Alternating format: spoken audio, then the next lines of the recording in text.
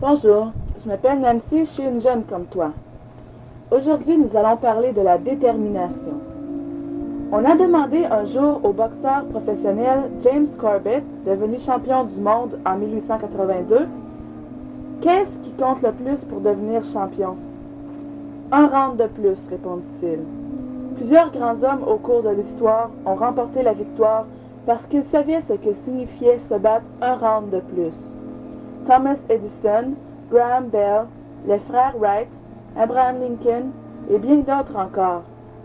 Combien de fois n'as-tu pas vu dans les films des gens dépasser leurs limites et vaincre des situations impossibles uniquement à cause de leur détermination?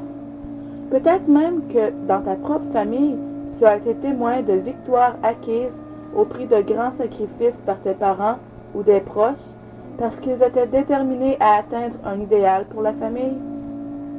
Ou même toi, il se peut que tu vives présentement cette situation pour décrocher un diplôme, pour vaincre une maladie ou un handicap, ou pour surmonter un problème difficile ou une habitude néfaste ou dangereuse. Tu sais, dans la Bible, on nous dit que Jésus est devenu semblable à nous en toutes choses. Lui aussi s'est battu un round de plus dans leur jardin de Gethsémani, où il a souffert l'agonie, mais c'est là aussi qu'il est devenu champion. Et il l'a fait parce qu'il était déterminé à nous sauver, toi et moi. Il voulait vivre avec nous pour l'éternité.